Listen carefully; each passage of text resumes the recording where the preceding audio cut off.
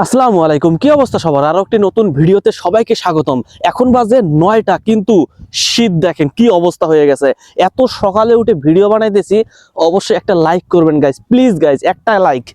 আর আজকে আমি দেখাবো আমাদের বীজতলা কি অবস্থা হয়ে গেছে। আব্বু বলছে যে এই শীতগুলো ভেঙে দিতে হবে, না হলে বীজ নষ্ট হয়ে যায়। আমার হাতে একটা দেখতে পাইতেছেন, এটা দিয়ে এই সামনের আমাদের বীজতলা থেকে এই যে শীতগুলো এইভাবে ঝেড়ে ফেলে দিতে হবে, না হলে নষ্ট হয়ে যায়। এই কারণে আশা এখানে। তো গাইজ, আপনাদেরকে একটা জিনিসই বলবো, ভিডিও দেখেন, একটা লাইক করেন না গাইজ, প্লিজ।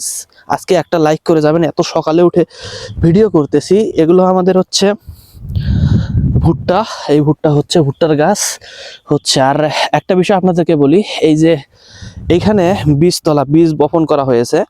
তো বেসিক্যালি মানুষের জীবনটাও কিন্তু এরকমই। আপনি কোনো স্কিল ডেভেলপ করতে যাবেন, এভাবে বীজ বপন করতে হয়, আস্তে আস্তে করতে হয়। কিন্তু আমরা কি করি, তাড়াহুড়ো করি। এই যে কৃষকে আমার আব্বু ধান চাষ করছে, আস্তে আস্তে এখান থেকে বীজ থেকে এগুলো উঠানোর পর আবারও জমিতে বপন করা হবে, তারপরে আস্তে আস্তে সার পানি দেওয়ার মাধ্যমে ধান উৎপাদন হয়। তো বেসিক্যালি এটাই, যে আমরা কোনো স্কিল ডেভেলপ করতেছি, আমরা ধৈর্য হারিয়ে ফেলি, আরে হবে না আমার দ্বারা। কিন্তু 1 থেকে 1.5 বছর যদি আপনি সময় না দেন, তাহলে কেমনে হবে ভাই? তো অনেকেই আমাকে বলে যে আমি ভিডিও তৈরি করব, ভিডিও করব। ভাই, ভিডিও তো এত সোজা না যে একদিনে সফলতা পাবেন।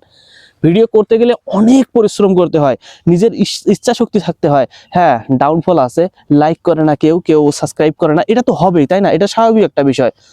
তো যারা ভিডিও করতে চান, তাদেরকে আমি বলবো, প্লিজ লেগে থাকেন, সফলতা আসবে ইনশাআল্লাহ। সবাই ভালো থাকবেন, সুস্থ থাকবেন। প্লিজ একটা লাইক করে যাবেন, আর কমেন্ট করে জানাবেন কেমন লাগলো ভিডিওটা।